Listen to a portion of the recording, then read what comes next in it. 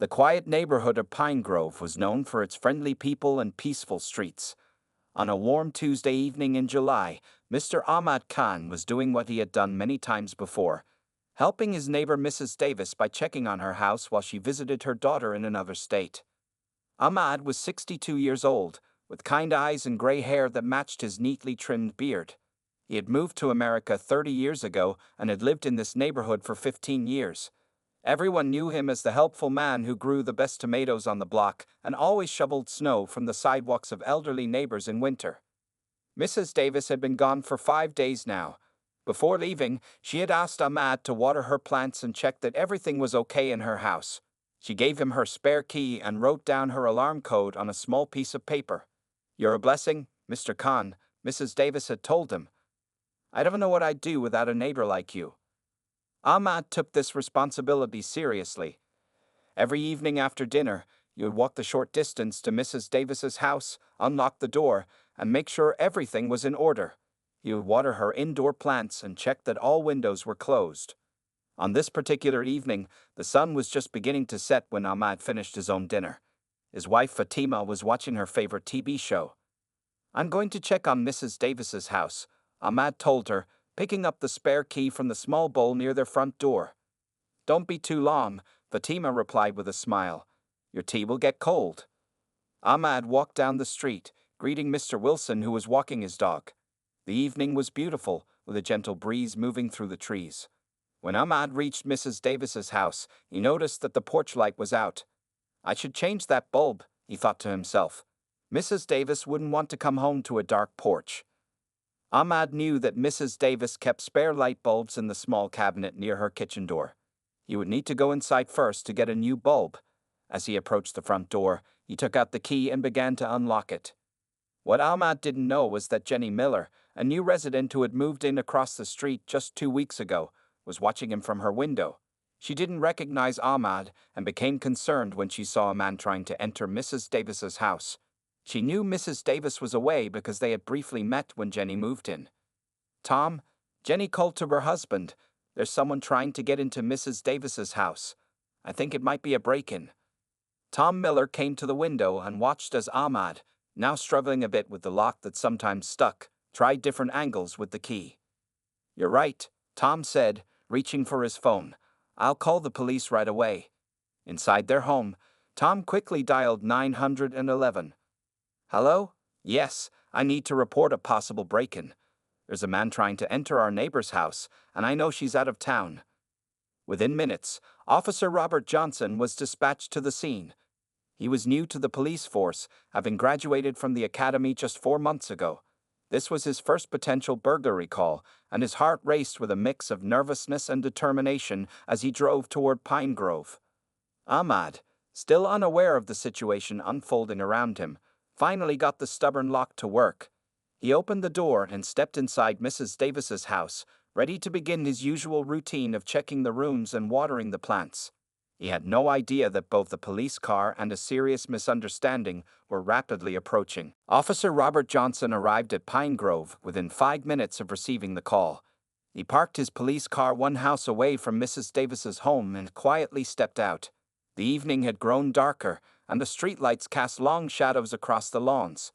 His right hand rested near his holster as he approached the house. The officer was 28 years old with a serious face that made him look older. He had always wanted to be a police officer since he was a child. Now that he was new on the force, he was eager to prove himself. This could be his first real arrest. "Dispatch, this is Officer Johnson. I'm at the location now. I can see lights moving inside the house," he spoke quietly into his radio. "Copy that, Officer Johnson. Backup is on the way. Please wait for them before approaching," the dispatcher responded. But Officer Johnson decided he couldn't wait. What if the burglar escaped through the back door? He needed to secure the area now. He moved carefully across the lawn, staying close to the bushes to avoid being seen through the windows. Inside the house, Ahmad had just finished watering the plants in the living room. He noticed that one of the kitchen light bulbs was also not working, in addition to the porch light. He opened the small cabinet where Mrs. Davis kept spare bulbs and found 2. He put them in his pocket and closed the cabinet. "I'll fix these lights and then head home for my tea," Ahmad thought to himself. He went to the kitchen sink to wash his hands. Through the window above the sink, he could see part of his own house down the street. The lights were on, and he knew Fatima would be waiting for him. Outside, Officer Johnson had reached the front porch. He noticed the door was slightly open. This confirmed his suspicion that something was wrong. Mrs. Davis would never leave her door open if she was away. The officer drew his gun and held it pointed down at his side. "Police, is anyone in there?" he called out loudly. Inside, Ahmad nearly jumped at the sudden voice. He quickly dried his hands on a kitchen towel. "Yes, I'm inside," Ahmad called back, walking toward the front door. "Is everything okay?" Officer Johnson's heart rate increased. The person inside had acknowledged their presence and was coming toward the door. This wasn't the reaction he expected from a burglar. Still, he remained cautious. "Step out slowly with your hands where I can see them," the officer commanded, raising his weapon to chest level. Ahmad was confused but not overly worried. He assumed there must be some kind of neighborhood problem and the police were checking houses. He opened the door wider and stepped onto the porch with his hands slightly raised. "I'm just checking on Mrs. Davis's house while she's away," Ahmad explained with a smile. Officer Johnson didn't lower his weapon. "Sir, I need you to put your hands all the way up and step completely away from the door." Ahmad's smile faded as he realized the officer was treating him as a suspect. He raised his hands higher. "There's a misunderstanding, officer. I'm Ahmad Khan. I live down the street. Mrs. Davis asked me to watch her house." "Do you have ID on you, sir?" Officer Johnson asked, still not lowering his gun. "Yes, in my back pocket. May I reach for it?" Ahmad asked, beginning to feel nervous. Slowly, the officer warned. As Ahmad carefully reached for his wallet, the 2 light bulbs fell from his pocket and rolled across the porch. One of them broke with a small crash. Officer Johnson immediately tensed up. "What was that?" "What just fell?" "Just light bulbs, officer. The porch light is out, and I was going to replace it," Ahmad explained quickly, now feeling scared. Across the street, Tom and Jenny Miller had come outside to watch. Other neighbors noticed the police car and began appearing on their porches or looking through windows. "Step away from those objects and put your hands back up," Officer Johnson commanded, his voice louder now. Ahmad's heart was pounding. This simple act of kindness for his neighbor was turning into something frightening.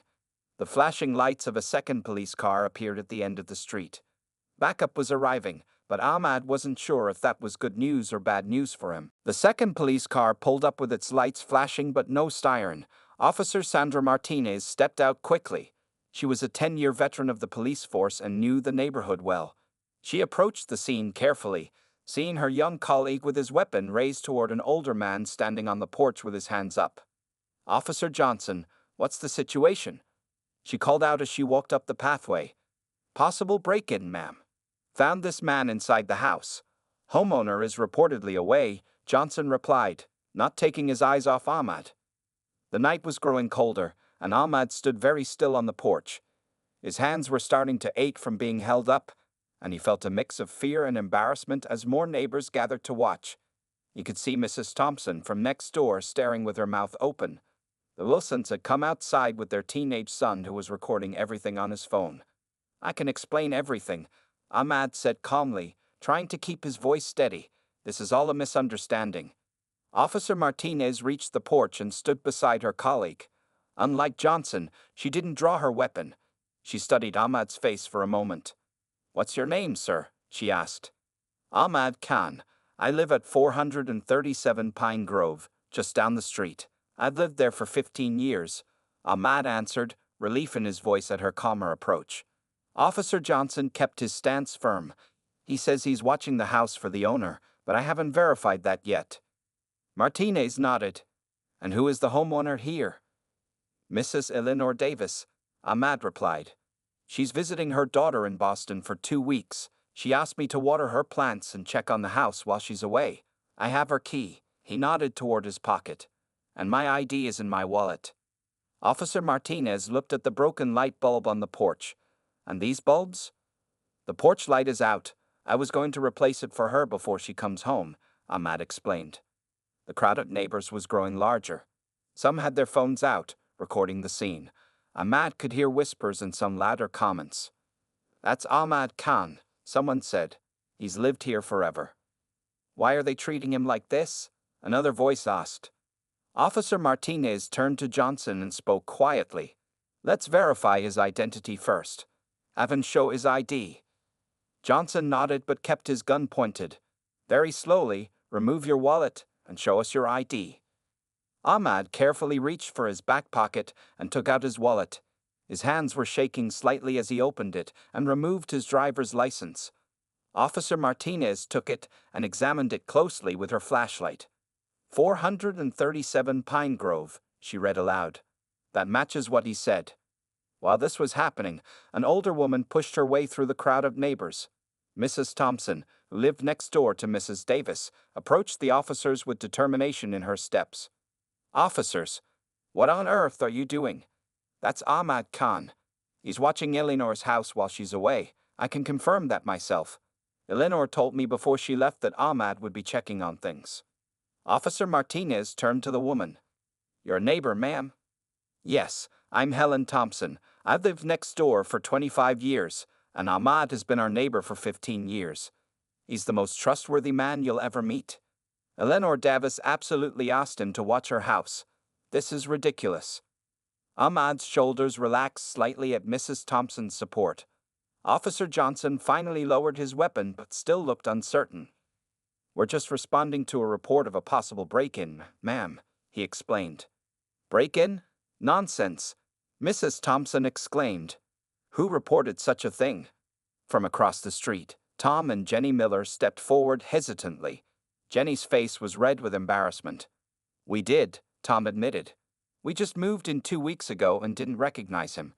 We saw someone entering Mrs. Davis's house and knew she was away." The pieces were finally coming together. Officer Martinez handed Ahmad back his ID and gave him an apologetic look. "I think we've had a misunderstanding here, Mr. Khan. I'm sorry for the confusion." Ahmad nodded, lowering his arms at last and rubbing his sore shoulders. The tension in the air began to dissolve, but the damage had been done. Everyone had seen Ahmad Khan, respected member of the community, being treated like a criminal on the porch of the very house he was kindly watching for a neighbor. The crowd of neighbors had grown to over 20 people now. Some were still recording with their phones while others whispered to each other about what they had just witnessed. The Millers stood awkwardly near their driveway, clearly embarrassed about causing such a scene. Officer Martinez turned to Ahmad with an apologetic expression. "Mr. Khan, we're very sorry for this misunderstanding. You're free to go about your business." Ahmad nodded, his heartbeat finally slowing down. He picked up the unbroken light bulb from the porch and put it back in his pocket. His hands were still trembling slightly. "I understand you were just doing your job," he said quietly. "But maybe next time, ask questions first before pointing guns."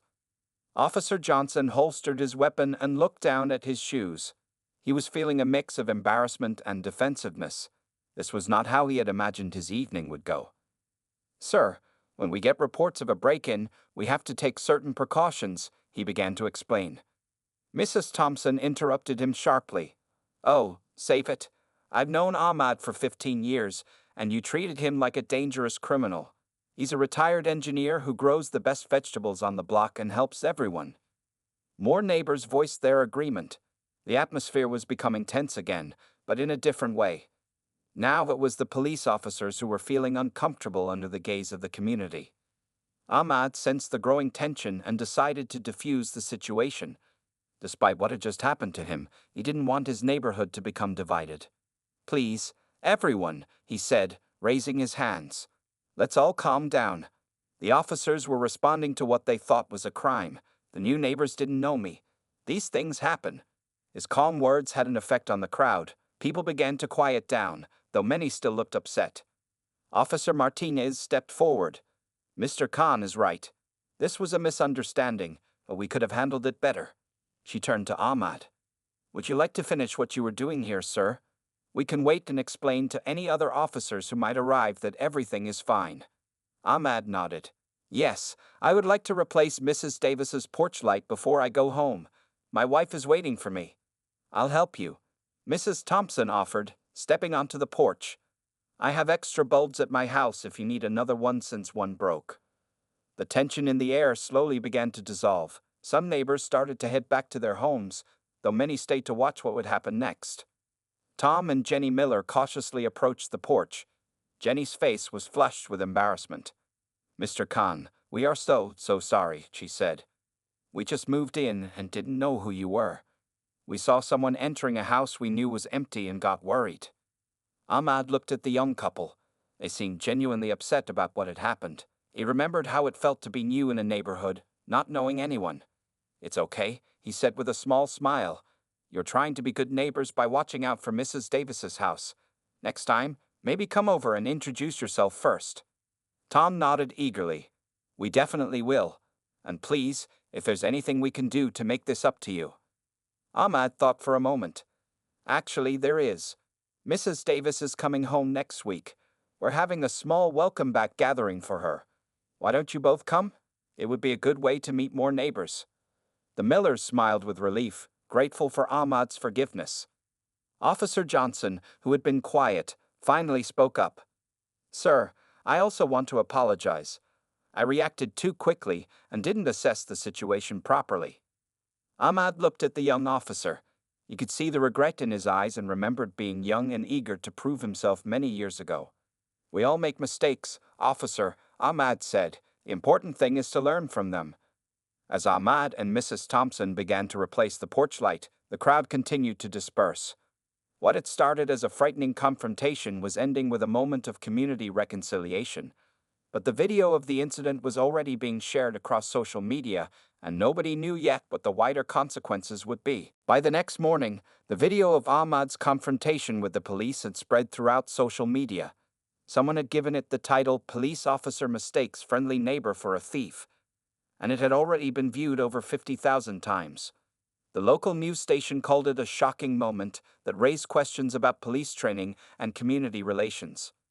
Ahmad woke up early as usual and made coffee for himself and Fatima. He hadn't slept well, still thinking about how he felt standing on Mrs. Davis's porch with a gun pointed at him. His phone had been buzzing with messages since last night, but he hadn't checked any of them yet. "Are you okay?" Fatima asked, touching his hand gently across the kitchen table. "You seem very quiet this morning." Ahmad sighed. "I'm fine. Just thinking about what happened. I keep wondering what would have happened if Mrs. Thompson hadn't come outside, or if I had moved too quickly." Fatima squeezed his hand. "But that didn't happen. You're safe, and now those police officers know they made a mistake." Ahmad nodded and finally checked his phone. There were dozens of messages from neighbors, friends, and even people he didn't know. Many were asking if he was okay. Some were suggesting he should sue the police department. There were also 3 missed calls from the local news. "I don't want to talk to reporters," he told Fatima. "I just want things to go back to normal." But normal seemed far away when Ahmad opened his front door to get the newspaper. A news van was parked across the street, and a reporter with a cameraman started walking toward his house as soon as they saw him. "Mr. Khan, can we have a moment of your time? How do you feel about what happened last night? Are you planning to file a complaint against the police department?" the reporter called out. Ahmad quickly went back inside and closed the door. This was not what he wanted. He was a private person who enjoyed his quiet life. At the police station, Officer Johnson was sitting in Chief Wilson's office. The police chief, a stern woman with 25 years of experience, was not happy. "This video has been viewed by thousands of people, Johnson," she said, turning her computer monitor so we could see the footage someone had uploaded. "This doesn't look good for our department." Officer Johnson nodded, his face tight with stress. "I know, Chief. I made a mistake. I should have assessed the situation better before drawing my weapon." Chief Wilson leaned back in her chair. "Yes, you should have. Especially in that neighborhood. Pine Grove has one of the lowest crime rates in the city, and Officer Martinez tells me the man you confronted is well known and respected in the community." "What happens now?" Johnson asked nervously. "We need to address this publicly. The department will issue an official apology to Mr. Khan, and you're going to be assigned to additional training on community policing and threat assessment." Chief Wilson looked directly at him. "This could have ended much worse, Johnson. We're lucky it didn't." Meanwhile, at the Miller house across from Mrs. Davis, Tom and Jenny were dealing with their own feelings of guilt and regret.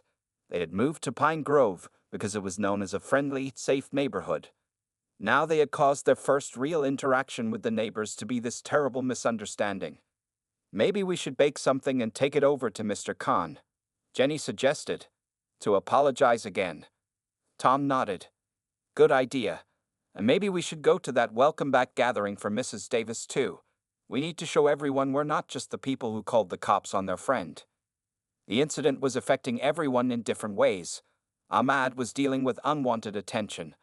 The police department was facing public criticism. The Millers were feeling guilty and isolated. And the neighborhood itself seemed changed, with people talking about what happened on every street corner and in every coffee shop. By noon, Chief Wilson had called Ahmad to personally apologize and ask if they could meet to discuss ways to improve police interactions with the community.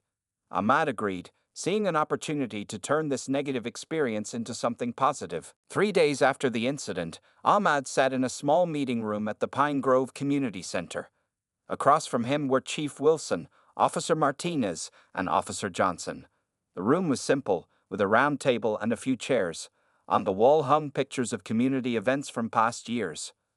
Thank you for agreeing to meet with us, Mr. Khan, Chief Wilson said. She was a tall woman with short gray hair and a serious face. Today she wore her formal uniform with all her badges. Ahmad nodded. I appreciate you taking this seriously. The past few days have been difficult. The news vans had finally left his street yesterday, but Ahmad still received phone calls from reporters. Some lawyers had also contacted him, suggesting he should sue the police department. Ahmad had declined all these calls. He wasn't interested in money or in punishing anyone. He just wanted to make sure this didn't happen to someone else. First, I want to officially apologize on behalf of the entire department. Chief Wilson continued. What happened to you was unacceptable, and we take full responsibility. Officer Johnson, who had been looking down at his hands, finally raised his eyes to meet Ahmad's. Sir, I especially want to apologize. I overreacted and didn't follow proper procedure. There's no excuse for how I treated you. Ahmad could see the young officer was truly sorry. His face showed stress and worry, and Ahmad guessed he probably hadn't been sleeping well either. I accept your apology, Ahmad said, but I'm more interested in what happens next. How will you make sure this doesn't happen to someone else in my community? Chief Wilson nodded. That's exactly what we want to discuss with you. We're making several changes immediately. She explained that all officers would receive additional training on community policing and proper assessment of potential threats. They were also starting a new program where officers would regularly attend community events to get to know the residents better. And Officer Johnson will be assigned to community service in Pine Grove for the next 3 months, Chief Wilson added, under the supervision of Officer Martinez. Ahmad raised his eyebrows. Community service? What kind? Officer Martinez spoke up. Whatever the community needs. Helping at the senior center, attending neighborhood meetings, assisting with the after-school program at the community center. We want him to really get to know the people he's sworn to protect. Ahmad thought about this. It seemed like a positive approach rather than just punishment. I have another suggestion, he said. Next month is the Pine Grove Cultural Festival. It's when all the different families in our neighborhood share their traditions, food, and stories. It would be good to have police officers there, not in uniform, just participating like regular community members. Chief Wilson smiled for the first time. That's an excellent idea, Mr. Khan. We'll make sure officers attend. The meeting continued for another hour. They discussed specific ways to improve relations between the police and the diverse community of Pine Grove. Ahmad shared his experiences as an immigrant who had lived in America for decades but still sometimes felt like an outsider. When the meeting ended, Officer Johnson asked if he could speak privately with Ahmad for a moment. The others left the room, and the young officer shifted nervously in his chair. Mr. Khan, I wanted to tell you something personal, he said. My father was in law enforcement too. He always told me to be tough and take control of every situation. That's what I was trying to do that night. But I realize now that's not always the right approach.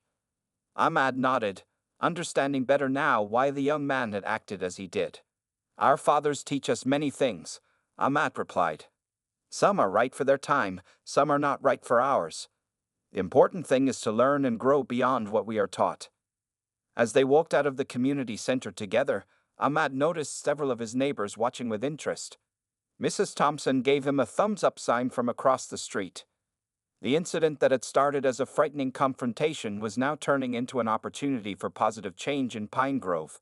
Ahmad felt hopeful as he walked home, thinking about the cultural festival next month and how it might be different this year with police officers joining as true community members. A week had passed since the meeting at the community center. Mrs. Eleanor Davis had returned home from her visit to Boston and was shocked to learn what had happened at her house while she was away. Ahmad had tried to downplay the incident when he first told her, but Mrs. Davis had already seen the viral video. "I can't believe they pointed a gun at you for checking on my house," she exclaimed, her hands trembling as she poured tea for Ahmad and Fatima in her living room. "If I had known this would happen, I never would have asked for your help." Ahmad smiled gently. "Eleanor, you've been my neighbor for 15 years. Of course I would help you. What happened was unfortunate, but good things are coming from it."